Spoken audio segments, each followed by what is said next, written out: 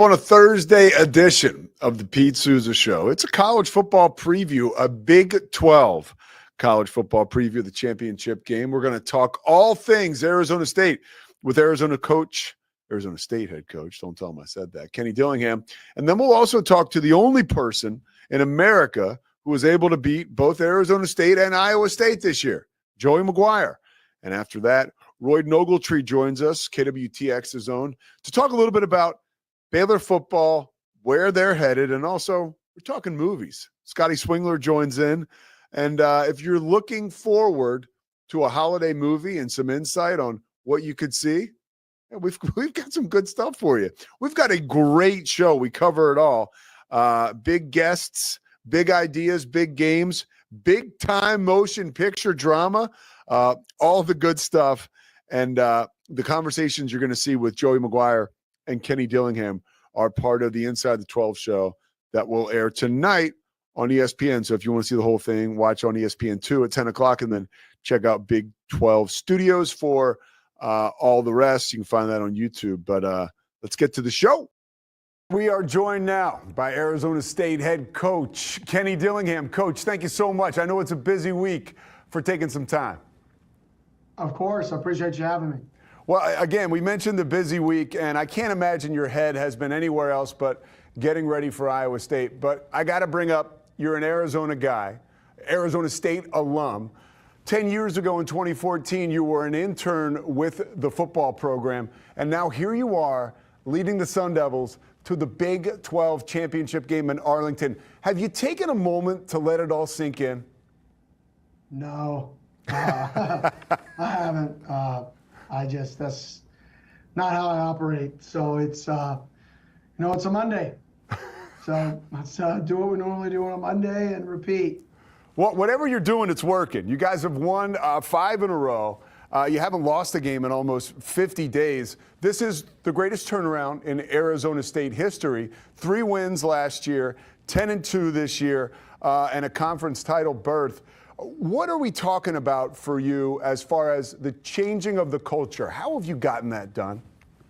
I think we've recruited guys who love ball, who are good people, who are competitive. And, I talk about it all the time, like competitive people win. People who love to compete all the time, and they're just good people. And I think we've got a lot of good kids in here that are competitive, and I think they've really taken over the culture and taken over the program and made it their own. Like, this is a player-driven team. Not a coach-driven team. This is our players playing, our players operating, our players' culture, our players' effort. This is all about them. How does your staff, how do you find the players with that competitive gene, right? The guy who hates to lose at ping pong just as much as he hates to lose at football. How do you identify that quality? Play ping pong with them, right? Play Madden with a kid, play chess with a kid, play spades with a kid, play NCAA with a kid, go play bags with a guy. It's just talk crap to the kid, like back and forth. What are you wired? Like, how are you wired? Like, are you wired to be like fiery, or are you wired to like, oh, that was unfortunate that I lost. Let's go get more food. Like, no, play again. Like, that's what I want. Well, you've gotten it clearly. You guys are headed to that title game. You're taking on Iowa State. A big reason you're there is Cam Skattebo. His season has been unlike any other, probably in Arizona State history. How has he found that gear to turn the page and to have a season like we're mentioning about? He's rewriting history books out there. Yeah, I mean, he's put in the work. I mean, when he showed up here, he was unbelievable contact balance, hard to tackle just like last year. But this year, he really took another step. He really pushed himself to be the strongest version of himself, to drop body fat, to increase speed. And I think when he did all that, and then he started practicing consistently and started managing his body and taking care of his body and eating right, he really took his game to a level that I felt like he could get to, but a level that surprised everybody else around him what he's doing right now because of the work he put in and the sacrifices that he made this offseason. Well, we've seen his body. Usually we're seeing it bounce off of tacklers to yards after contact. He's chiseled, like you said. Is he chiseled enough, right, to be chiseled like that Heisman Trophy in New York coming up here in a few weeks? What are your thoughts on that? I definitely think he should be there. I think he should be a representative there. There's a couple guys that are really, really high on that list, and they're well deserving. But I 100% believe he should be in New York City. He should have the opportunity to fly to New York. He should be sitting in that crowd. He should have his name recognized, because not only has he put up together an unbelievable year, our team is, his culture and his identity is a part of our football team. It's part of the biggest turnaround in college football. And part of that is due to him and his play style. And people have to respect the fact that who he is and his play style has drastically changed, not just, his stats, but drastically changed a program, and was a big piece of the program completely changing. Well, another big piece of your program, Sam Levitt, he has done things that a redshirt freshman quarterback normally does not do. What has stuck out for him this season that has enabled him to lead your team, right, to games and clutch performances that a lot of people weren't expecting from a young guy like this? He's so competitive. His work ethic is unmatched. The amount of hours he puts into prep is unmatched. What he sees on game day, he's watched a billion times. Then he gets to watch it on tape, and he can take it from the film in between the drives and apply it at such a high rate. It's just rare and special to be around a young guy that has that much football intelligence and can actually apply it mid-game. It's really cool to see. All right, he's going to have to do it against a very good defense this weekend in Arlington. Anything in particular you're getting your guys ready for this week that they'll see that they're going to need to adjust to on the fly and execute? Yeah, this staff was odd, 3 high safety. This is one of the originators of this system that's really kind of taken college football by storm. This is kind of where it started at the Division I level, was at Iowa State with Coach Campbell when he got there. And other people have emulated it. Their defensive or their linebacker coach left this last year to go be the DC at Cincinnati. So other people, their safeties coach 2 years ago left to be the DC at North Texas. So people are trying to take the special sauce that this defense has and bring it to their own teams because of how successful they've been. So they've been doing this scheme for a long time. They know what they're doing. They have different answers to pretty much everything you can throw at them. And you just have to have a plan for what they're going to pull out that week. Because they can do it all, because how long they've been in this system. Coach, you're going to be doing it this week. So unfortunate, the news about Jordan Tyson. He's arguably been the best wide receiver in college football over the last 6 weeks. Is there a particular adjustment you make going into this game to make up for the absence of a player like Jordan Tyson? Yeah, there's going to be a lot of adjustments. Obviously, we got to get more guys the football, got to move people around more. So that'll be an adjustment for us. So yeah, there'll be quite a bit of a change when you lose a guy of that magnitude, like you said, arguably one of the best wideouts in college football. That's definitely cause to force you to adjust. Well, one more thing for you before I let you out of here. This season, it's been terrific for everyone around the Big 12, college football, especially for Arizona State, to see you down on the field, mixing it up with fans post-game, being out there. That's who you are, right? You're an Arizona State grad. At the same time, a lot of people don't know, you've been up. Before you got this head coaching opportunity at Arizona State, you've always been up in the booth. How much different has it been for you? This is your first run on the sidelines down there. Yeah, it is quite different. It's kind of crazy. It's the last time I was on the sidelines before I took the head job at Arizona State I was the freshman offensive coordinator at Chaparral High School. That was the last time I have been on the sidelines of a football game. And how old were you then? 17, 18? I was 21. Okay. So, which is kind of wild to think I went all those years with being in the booth, and then you get your biggest job, and they're like, all right, go back down there. Okay, I guess that's how it works. I was contemplating for a while if I could be the head coach from the box, but people thought that'd be frowned upon. Well, look, I can tell you what, you're making up for lost time down there on the field, what you're doing with your team, and then, of course, what you're doing for college football in the Big 12. Thank you so much for taking the time. Of course, we wish you the best of luck in Arlington. Thank you, and go Devils. It's the Pete Sousa Show. Sports. Nobody tells our stories better than our clients. The difference is stark. I was rear-ended at a stop. I thought I was fine, and then once I got home, I realized it's a lot worse than I thought. I ended up having a ruptured disc. You say you're not hurting, and then an hour later, you're saying you're in all this pain. I just felt like most people would think that I was lying. That's when I decided to call Daniel Stark. I owe a lot to Daniel Stark. They really got me what I deserved. The difference is stark.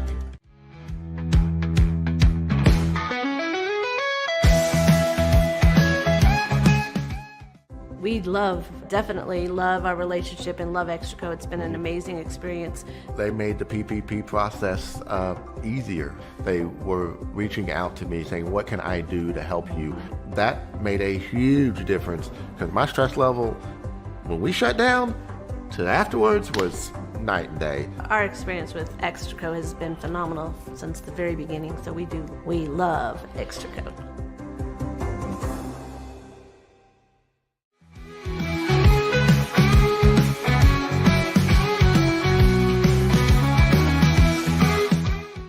All is right with the basketball world. God's gift to the game of basketball, the Boston Celtics are back in the NBA Finals, baby. I don't think the Mavs did anything special. They played well enough to win and win pretty good. You know what I mean? I thought the Celtics didn't show up to play at all, and maybe if they showed some fight in the second half, they would have lost by 15 or so. Is he in the Red Sox Team Hall of Fame? He is also in the Red Sox Hall of Fame. Something about this guy being in the Team Hall of Fame. Yeah, I did. So, Deserved it, man. Which seems like it fits. Sports. Welcome in now, head coach of the Texas Tech Red Raiders, Joey McGuire. Coach McGuire, thank you so much for taking the time. You bet, man. Thank you for having me. Yeah, you guys are on the cusp of your first 9-win season since 2009. I got a chance at that ESPN symposium. You talked to us earlier this season, the college football one. You were sitting there in Jones Stadium. The renovations, they were scrambling to get them done. The $220 million renovation on the south end zone is done. The renovation on your team continues, and it continues to improve. How have you guys built on the field your culture and constant improvement? I think we have a great coaching staff. I always believe the most important thing in this building is our players, and so we want to make sure that they know that they're loved, that they're cared about, and we want to grow them as men. And I think they feel that. So I think the things that we ask them to do to grow as a team and grow as men and players, they really buy into. And, it's the other thing is we were able to keep a quarterback healthy for the first time in my 3 years. So that helped a lot, too, because Barry Morton played really well for us. You have a unique perspective on this championship game, right, coming up in Arlington. You're the only guy in America to have beaten both Arizona State and Iowa State this year. Let's start with Arizona State. What do you like about that team? And, of course, you guys beat them, but what made them hard to beat, and what has made them so good this year? Yeah, I'm a big fan of both of these head coaches and a big fan of both of these teams. When you say that and they're playing in Arlington, I hate that we're not there, and so. I was going to ask you, hey, what happened to you?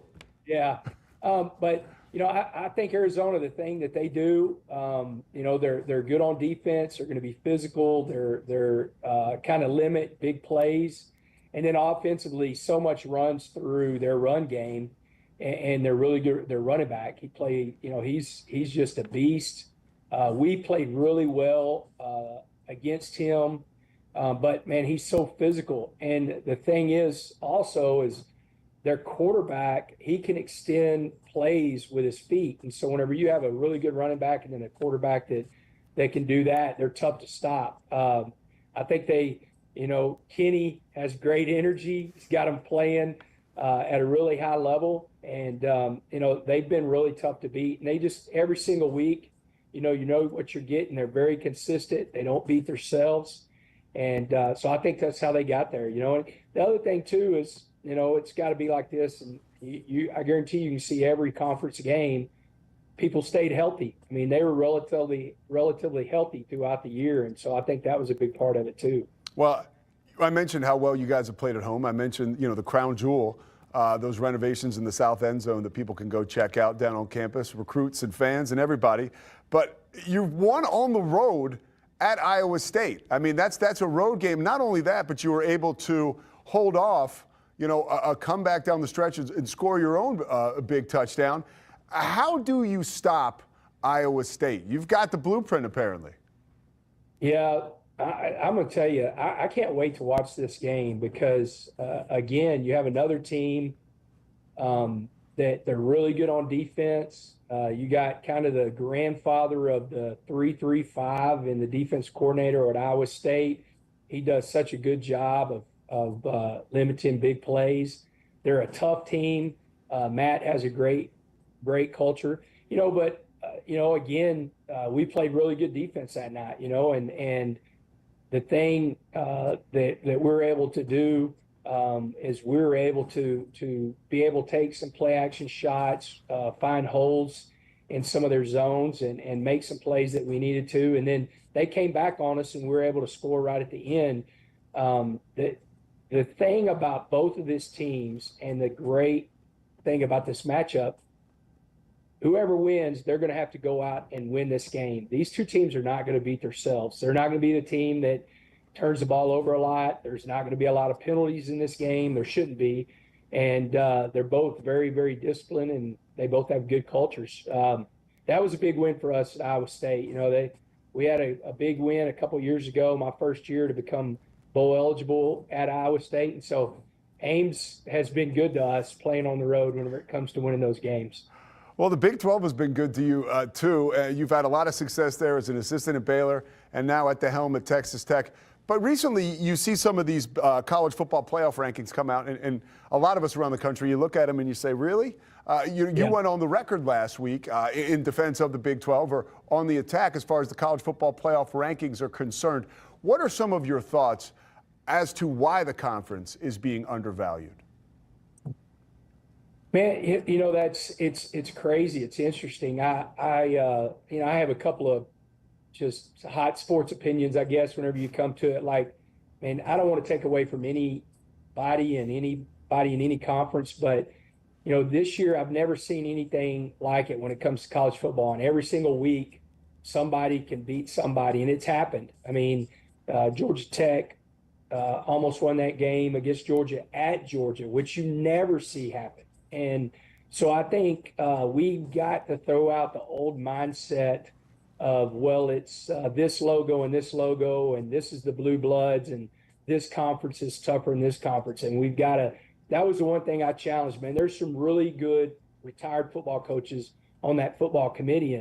And I know they say they're looking at film and all this stuff, but I think they really got to examine what they look at, because you've got to throw out what logos on somebody's helmet. Because, again, I said it the other day, you've got a chance for a Big 12 team to win the SEC, a Pac-12 team to win the Big 10, a Pac-12 team to win the Big 12, and then the American team to win the ACC. And I think it's unfair whenever you're just saying, well, this conference is tougher. I heard Bob Stoops talk about it years ago whenever he was at OU. Some of these teams that are really good, you put them in any conference because you're top heavy, then that's all of a sudden the best conference. And I think you've got to throw that out and really examine the film and then look at the body of work of who these guys have played and who they beat and where they beat them. All right, well, Coach Joey McGuire, we appreciate your time. Go ahead, one more thought. Well, I believe in this conference, man. I think the coaching at this level in this conference is as good as anywhere in the country, if not the best. I think we've got great football players, and I think it's a tough conference. And I know this, in this conference, you better be able to be ready to play every single week and have your team ready, because anybody can beat anybody. And I think, we're being undervalued. And that's why I said that the other day in my press conference, because I'm frustrated. I heard Chris Kleiman talk about it. I'm frustrated to see that people were going to get 2 or 3 teams out of their conference, and then you look at the schedule that different people played, and it doesn't make a lot of sense to me. No, it doesn't make too much sense to us either here, or at least to me. Hey, Coach, thank you so much. Everybody in Waco says hello. We love you. All right, man. Thank you, brother. All right, see you. It's the Pete Sousa Show. Sports, Pete. Nobody tells our stories better than our clients. The difference is stark. I was rear-ended at 70 miles an hour. I was injured, had a concussion. The insurance company, they delayed. They were playing games from the initial conversation. They weren't going to help me. The biggest thing I learned through this is that you can't go through this alone. I called Daniel Stark. They were going to help me and everything was going to be all right. Daniel Stark got me 10 times the insurance company offered. The difference is Stark. We definitely love our relationship and love Extraco. It's been an amazing experience. They made the PPP process easier. They were reaching out to me saying, what can I do to help you? That made a huge difference because my stress level, when we shut down, to afterwards was night and day. Our experience with Extraco has been phenomenal since the very beginning, so we love Extraco.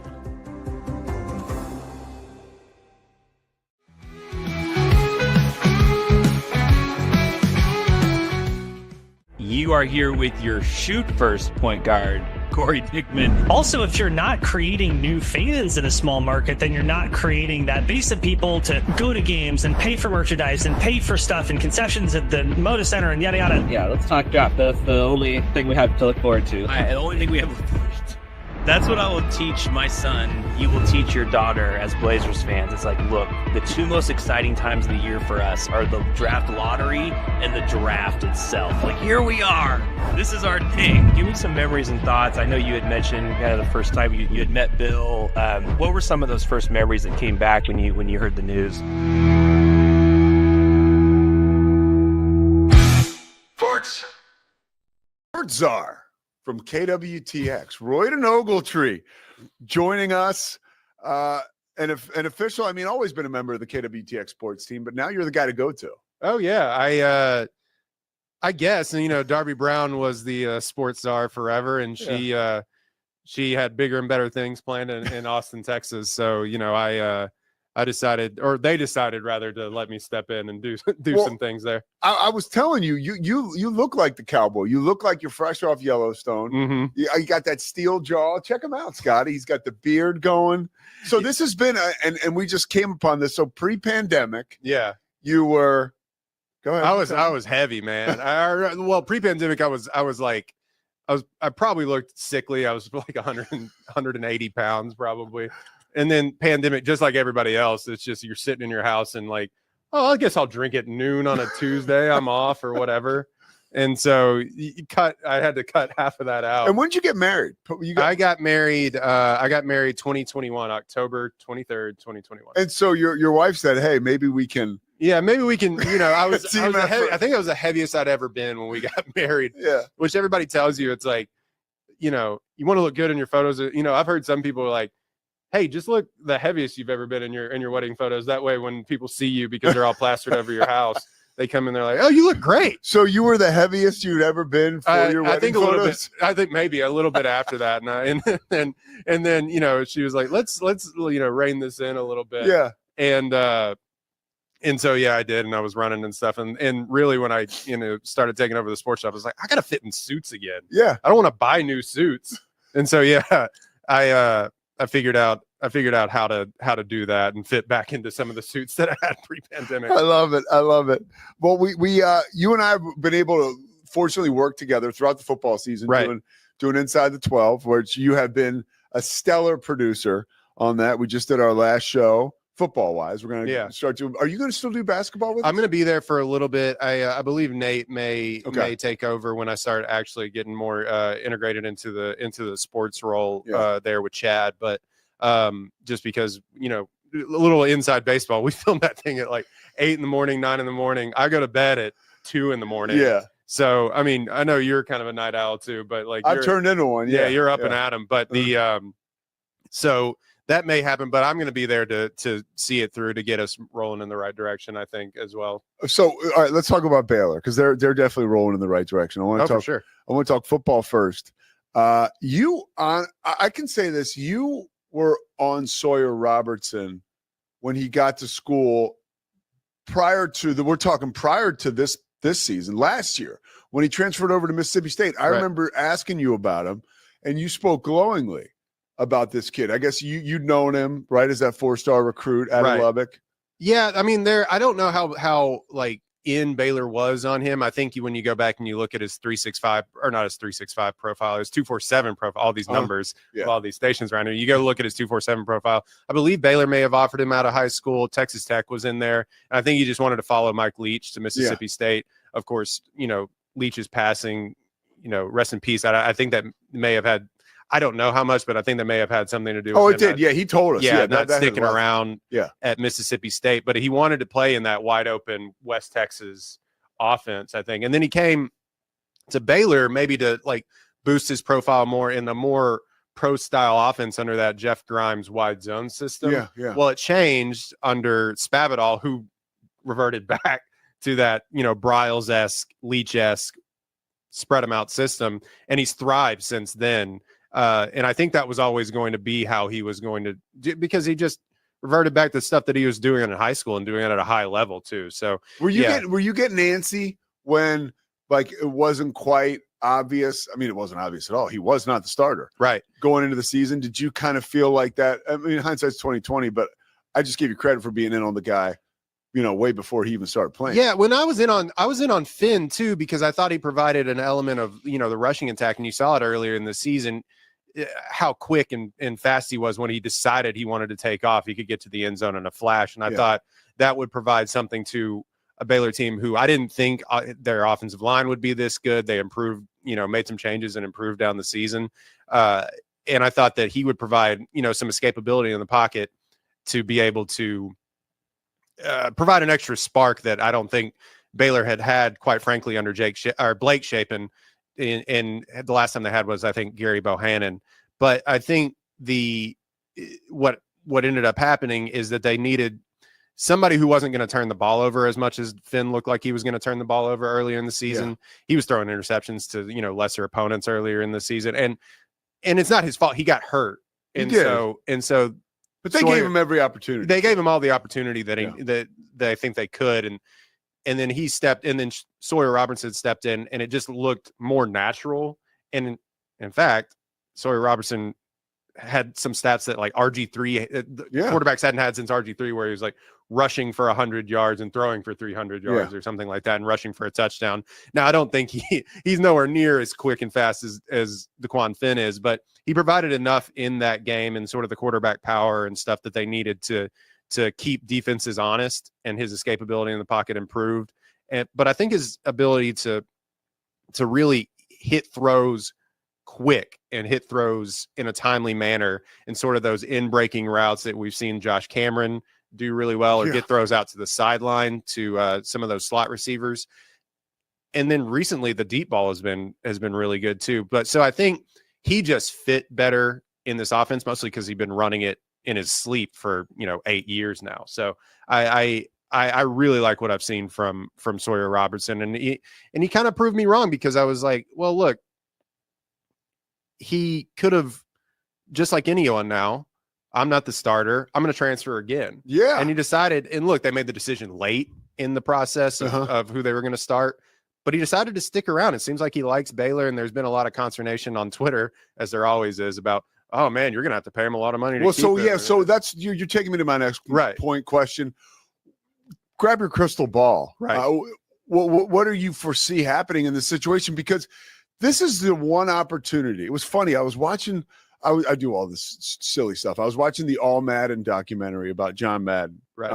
And he talked about when he was offered a full-time analyst role with, maybe it was NBC to start, like part-time, or CBS full-time, but he was like, I'm not sure. And then he told himself, I got to take this because I don't know if I'm ever going to get it again. Yeah. Like with Sawyer Robertson, it's the same thing. Like if somebody comes to the table with $4 million, like he may never get offered that money for the rest of his life. Yeah, he may not get that if he goes to the pros. I mean, it just depends on where you're drafted, obviously, and some people would have him high, and some people would have him mid-round. Right now, I don't think there's been a lot of draft grades on him, because nobody expected him to be as good as he ended up being this year. I think he's like 5th in total QBR this season. Yeah, but I think he likes being here, especially if you stay to be the backup as a junior. And then there's that video on Baylor, and this is all speculation. I love it. Bring it on. There's dude. a video on Baylor Twitter where he gives all of his team all the Yeti gear that's Baylor branded and all that stuff. And I think his team loves him, and I think he loves Jake Spavital, and I think they get along pretty well. And if Spavital stays another year, he probably knows in his heart of hearts that, like, hey, I can have a really good season here, especially with all the weapons that they have coming back. And so I don't know if he's going to have it better anywhere else. Now, if like Ohio State or something is like, we'll pay you $5 million to come here, I don't know. I as a 21-year-old, 22-year-old would probably have to have been like, talk to my parents about that. But I think there'll be somebody that comes in and pays them good money to stay here. Personally, I would stay at Baylor. It's, the system, the surroundings. As long as Jake Spavital stays, I would stay 100%. But he could leave. Spav could leave. Spav could leave. I think he could probably get another high-paying OC job. I think there's a little bit. I think they paid him pretty well to come here from Cal, I believe is where he was. Yeah. And I think he likes being in Texas. As Shahan was talking to us about this yesterday, but I think he likes being in Texas. I think he has roots here. I mean, he's from Oklahoma, but like, I think that you stay one more year in this system, and you have the year that you had this year. This goes for both Sawyer and Spavital. If you have sort of the year that you have, like the end of this year, then the sky's sort of the limit as far as where you can go, and Spav could get an actual head coaching job out of this, I believe, because he's young, somebody always wants the young coordinator to come and run their team. So I think if that happens and they have a great year next year, then the sky's the limit for both these guys, especially where like Sawyer could see draft looks that he wasn't seeing previously, and so on and so forth. But I think Shahan mentioned to us yesterday, we're talking about Shahan Jayaraja from CBS Sports. He mentioned that somebody could want to take Spav and Sawyer together. Now that would be a windfall for Baylor fan. People would be so frustrated with that. But crazier things I think have happened in this day and age. Why don't you talk to me about timeline? You're pretty good with this stuff, and honestly, I don't know. Scotty, if you know, feel free to jump in. What is the timeline like? Like, how quickly could they get a new NIL deal done with Sawyer? So it's almost like you come in and say, well, he's under contract, right? And I don't know if even the NFL. Scotty, do you know? Scotty doesn't know. And I don't even know. Scotty doesn't know. Never heard that one before. Right. That's a tough question. I don't know, but I don't know anything. I think any and all things are welcome now in this world of NIL. Yeah. I think people are could genuinely, like, you could have one of these billionaire lawyers or the CEO of Oracle or whoever that is in the Baylor bubble that could be like, hey, I want to donate to this NIL fund, or some Yeti or whoever could come and sponsor Sawyer, and he could be well set. So I don't know. I think it's pretty immediate if anybody wants, and it's also immediate. There is a transfer window, and you're seeing a lot of news today that people are transferring out of schools.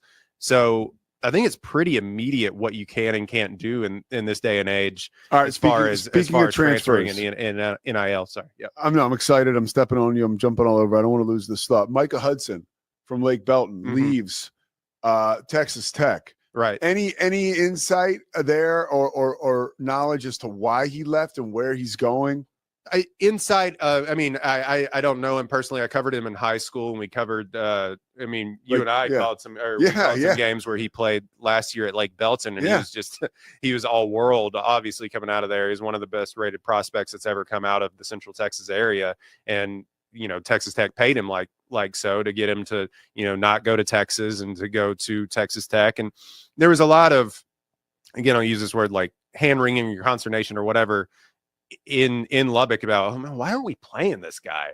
And he only got, I think, like 20 catches, or maybe even like 20 targets. There was an effort to get him involved early on in the season, and it's kind of happened. Like, I think he scored a touchdown, and he had a couple like big catches in a decent, like in a somewhat meaningful game, but then he disappeared. Yeah, I think there's a lot in this transfer era where people, it's tough because sometimes even if you're a five-star prospect, players aren't ready to play.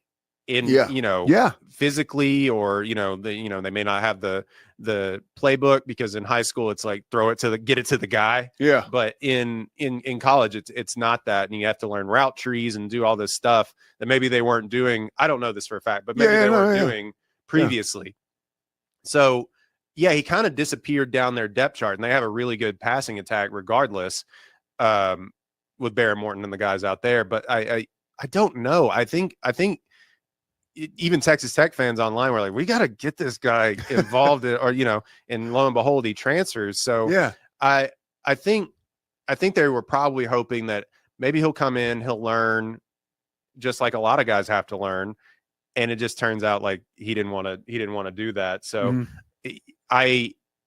I think there's a lot of stuff going on with the transfer portal and stuff where guys are like, the grass is going to be greener on the other side. And I don't know if that's going to be the case with him or not, but I would like to see we get back to a place in NCAA football where guys stay, learn the system. And you take a guy like, just going back to Baylor, you take a guy like Josh Cameron, who was a walk-on, who had rarely played. He had gotten in here and there, and now he's a redshirt junior, and he has 12 touchdowns on the year or something like that. Coming into the season as somebody who will prepare to call their games early on, he was a kick returner, right? But every year, it's even happened last year, before the Texas State game, their opener, where like he was on the depth chart as like number 2 or number 3 receiver, and you were kind of like, really? And honestly, like I was probably, this is why we don't know shit. I was like, wow, Baylor's like doing Baylor stuff or being, rewarding a guy who's smart and probably behaves well. Like, no, the dude is a dog. Yeah, exactly. And that's why, I mean, you watch him all season long. It's like, oh my gosh, this guy he's got a bone to pick with every defense that he faces. And, Scotty was in love with when he just walked in against Kansas and flexed over the. He did the Lamar Jackson. You remember the Lamar Jackson in high school where he stopped on a dime and let the guy go past him like this? He kind of like shook that guy off and just like trotted into the end zone. Yeah, it was really cool. And I was really, I don't know, that was a sign that like kind of Baylor saying, okay, we're here. Like we didn't just beat a Kansas team who was playing competitive football or very good football against other 3 ranked teams before us. We beat the brakes off them. Mm-hmm. What's the feel of the fan base right now going into, you got a bowl game and then you got an off season? I think, they had a really good recruiting class. I thought it was first in the Big 12. It turns out I think it was like they were behind a couple of Colorado and TCUs. They ended up being behind in the Big 12, but I think they were third in the Big 12 in recruiting, a top 35 recruiting class after going 3-9. So they were able to pull that out of the hat and get kids to commit to a program that they didn't know what it was going to be, quite frankly. And even after a 2-4 start, they hung on to all those recruits, and I think they flipped a couple of guys. So I think there's a lot of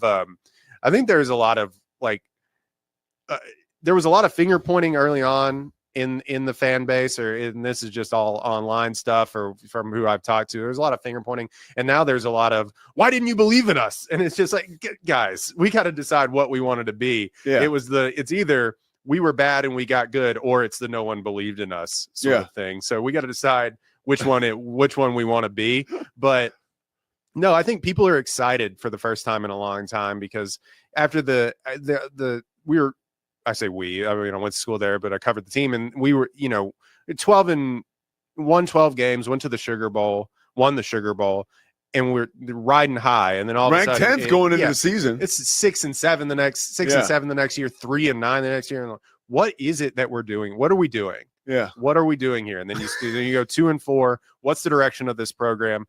And you reel off those games. And it's, I think people are excited for the first time in about 3 years to watch Baylor football.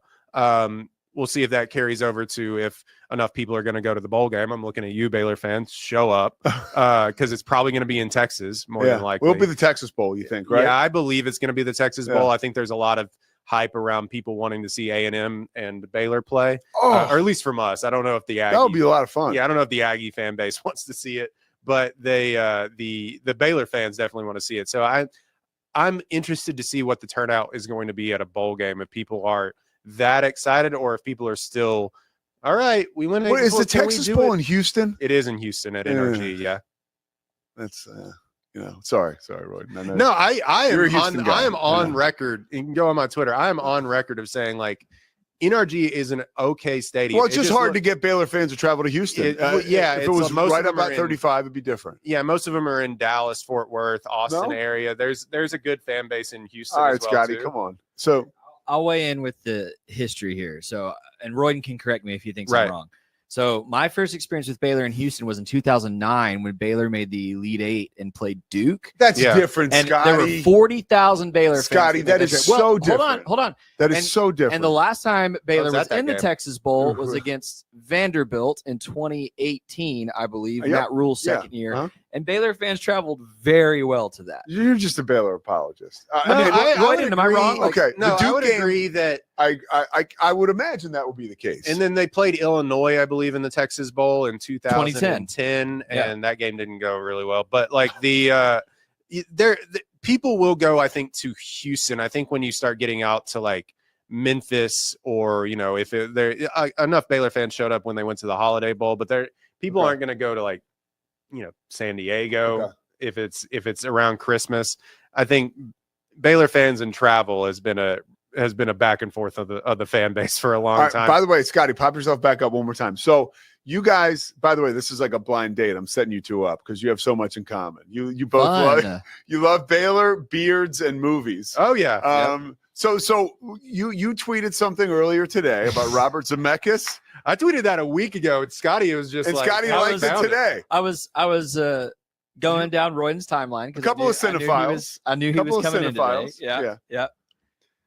And so what was the tweet about? I said Robert Zemeckis had a movie that came out that no one saw. What movie? It was called Here. Okay. And it was about, just to give you the background, it was about like thousands of years in time from like one corner of one place in the Americas. And basically it just stays a stationary shot in one corner of this room. Cool. It's a cool concept. It's a cool concept. It does not sound like a fun movie. Awfully executed apparently, and just weird and like strange, which has been a lot of Robert Zemeckis' when did it come out? career. Movie? A month ago. Nobody Yeah. saw it, man. Yeah. It had Tom Hanks and Robin Wright. No one saw it. So and I had tweeted, because somebody had tweeted a shot that is just wild. You'd have to go to my Twitter and find it. I quote tweeted it, but I said, what's funny is that Robert Zemeckis and Steven Spielberg used to be neck and neck early on in their careers. People were like, it's like Those were the guys. Spielberg, Robert Zemeckis, and they worked together for forever. Give me Zemeckis' like biggest films out of the gate that aligned him with Spielberg. I mean, it was Back to the Future. Oh, He yeah. did. Back to the Future 1 and 2. He did. Who's Framing Roger Rabbit? Oh yeah. He did. I mean, of course, he won the Oscar for Forrest Gump. Gump. Yeah. Yep. And so on and so forth. And he had all of these accolades. And then his late career has been him just doing weird motion capture stuff and being obsessed with like filming techniques and stuff instead of making, I don't know, frankly, good movies. And and Spielberg, meanwhile, is still getting nominated for Oscars and still making billion-dollar hit movies. And people would say, that's not what film about is about experimenting stuff. But Spielberg still does that. I'm going on and on. But my point is that Spielberg and Zemeckis were like 1A and 1B for a long time, and they worked together of these like boomer elite Hollywood We're coming up on the directors. time. I got two more because I'm curious now so I'm rushing along because I want to get to this question. This is for both of you. We're going to go with the guest first, Royden. What's the best movie that just came out that we're gearing up for the holidays? Right. So there are some like I'm looking forward to watching The Apprentice. Oh yeah. I want to see that. It looks dark, but what's his face from Sebastian Stan. Sebastian Stan, but the guy playing Roy Cohn, the attorney from Succession, right, is the best casting trailer wise I've seen in a very long time. It's perfect. So that I'm excited about that. I'm also excited. I know I could rent it tonight if I wanted to. Saturday night. I want to see the Saturday Night Live movie. But what's the best movie out there, Royden, that people need to see going into the holidays? People will want to maybe go to the movies with their family over the next month or so. Well, in fact, a lot of people did. I think like Thanksgiving box office records were broken with like Wicked and Gladiator and Moana 2. And those movies vary on how their success actually is. But I saw Gladiator. I saw Wicked yesterday. You did? With my wife. Yeah. And I was being a hater. I was wrong. The movie's great. Oh, wow. Wow. And I thought it was a lot of fun. Okay. But Wicked was fantastic, and I think you can go take your family to go see that. I haven't seen Moana. I think for like the adults, and I think it's probably going to be nominated for Best Picture. It's called Honora. I don't know if you can see it in Waco anymore, but like if you're in Dallas, you know, Honora. It's called Honora. It's a neon picture. It's from Sean Baker, who does a lot of stuff. You can find his movies, I believe, on Max, but it's a really adult film. So I don't want to so like, don't like take your kids. It's rated R. So like it is, I think it's going to win Best Picture. It's along the lines of like Pretty Woman and, you know, Midnight Cowboy and stuff like that. So, yeah, Royden. It's one of those ones. It's the best movie that I've seen in a long time, I think, this year. All right, Scotty again. He's like the tag team guy, like pacing outside the ring, waiting to get tagged in. Let's go. He's very patient. So I haven't seen Wicked yet. Gladiator 2 is very good. So if that's your kind of movie, that's not a movie for everybody. But if you like the violence, you like the intense, the spectacle, Ridley Scott still got it. Here's my recommendation. I haven't seen it yet because I don't believe it's actually come out yet, but it comes out this month. You need to go see A Complete Unknown. It's Timothée Chalamet doing the biopic for Bob Dylan. Ooh. And I'm of the opinion that young Mr. Chalamet is our next A-list superstar. You believe Chalamet has the juice? After Dune 2, I was like, yeah, but before Dune 2, I was like, Dude, I thought when I saw Wonka, this kid might have it, and then Dune 2 just nailed it for me. I was like, this guy can do anything. And if he pulls off Bob Dylan, let's just be clear, if he pulls off Bob Dylan, he will get nominated and might win, you know, Best Actor. I agree. I mean, and sky's the limit. What's the buzz, film nerds, around The Apprentice? Is there good buzz, bad buzz? What have you heard? Well, I know from watching interviews and such, it's like there's a lot of like, again, hand-wringing around like wanting to do the Donald Trump sort of biopic, but it's mostly around when he wrote The Art of the Deal, and there was a lot of studios that didn't want to put it out. Apparently, it's a good movie. I think it went to Cannes, but like, you know, there was a lot of people that didn't want to even touch it. Yeah, I would imagine because of what was going on with the election and everything. And apparently Sebastian Stan gives a really good performance, but there's a lot of like people that didn't want to interview him over it. So it's been a weird press run for that movie. Variety does those actor on actor conversations, and they wanted Sebastian Stan to do one to help promote the movie, and he couldn't get any of his actor friends to do it with him. He talked about that at an event. Because I bet, is it not the worst portrayal of Donald Trump either? I don't know.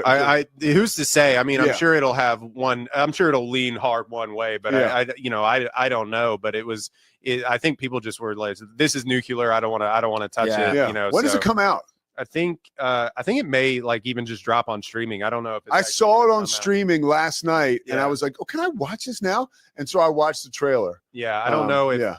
Maybe Hulu will take it or something like that, but I don't know if it's gonna. It might have already had like a really limited theater run in, you know, the coastal liberal elite cities in New York and in Los Angeles, but I don't know if it's gonna be in your local Cineplex. All right, Roy Ogletree, we've kept you way too long. What's the movie podcast you have? I do a podcast with two guys. It's out of Apollo HOU, who do a bunch of Houston-centric stuff, but you can check it out, apollohou.com. But it's called One Take Podcast, which is great SEO, by the way, by us. We did it in during the pandemic when we had nothing else to do. In fact, when movies weren't even coming out, when Roy was drinking too much. Yeah, exactly. So the idea was, you know, just two 26-year-olds with mics starting a podcast, but it's me and my buddy Dex Hinton, my buddy Tej. So, you know, we hop on a Zoom call every week if we go and see a movie, get zero money or zero publicity out of it, but it's fun. You just got your first taste of publicity. Yeah, exactly. Roy Ogletree, you can see him everywhere as far as Central Texas sports are concerned, and you'll be seeing him here again soon. Thanks a lot, Roy. Appreciate the time. Thank you. It's the Pete Sousa Show. Sports. Nobody tells our stories better than our clients. The difference is stark. I was rear-ended at a stop. I thought I was fine, and then once I got home, I realized it's a lot worse than I thought. I ended up having a ruptured disc. You say you're not hurting, and then an hour later, you're saying you're in all this pain. I just felt like most people would think that I was lying. And that's when I decided to call Daniel Stark. I owe a lot to Daniel Stark. It really got me what I deserved. The difference is stark.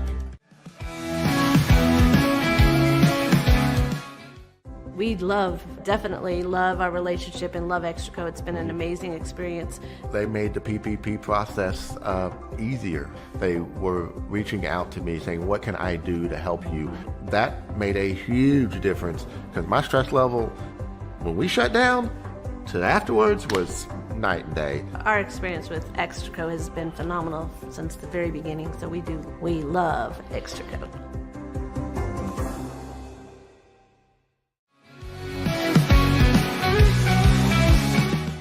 I mean, yeah, a new coach comes in, they're going to turn the roster. I think that's just we've got all these transfer portal stats and what Dion did and what Fritz has done. I mean, that's the deal, man. That's the game that's being played nowadays. Maybe a little bit unknown at quarterback. I mean, unknown to the rest of the world, but you know, he dove into the portal and got a guy who is super, super athletic.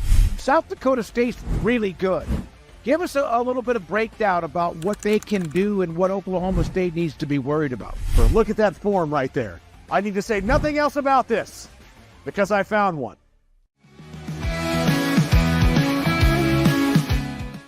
It is Matt Mosley, and it's the Obstructed View podcast, Rogue Media Network. I think they're learning that there's really no wonderful view of me. See, I feel like they think this feed's going to be really wonderful. There must have been no BS, like 20 scouts, 15 to 20 NBA scouts there to see him, and he was top 5. When your old number wasn't working, I went through various channels to track you down. So unfortunately, you can never get away from me. But I'm happy to have you today. Nah, thanks for having me. And you know we always family no matter where I'm at.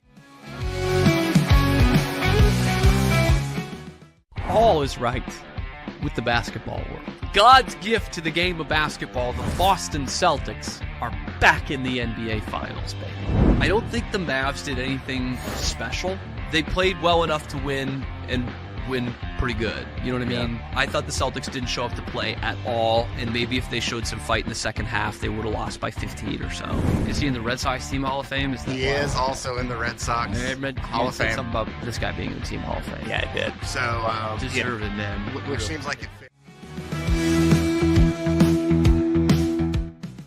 Welcome to a special edition of the Doomsday Podcast. Look at this. We got one of the great golfers in the world, certainly one of the great pass rushers in NFL history.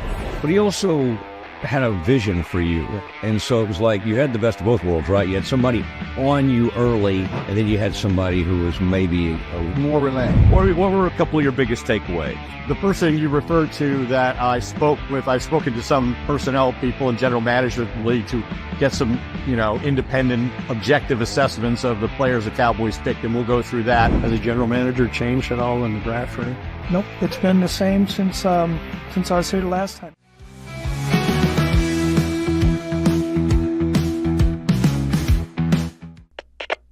We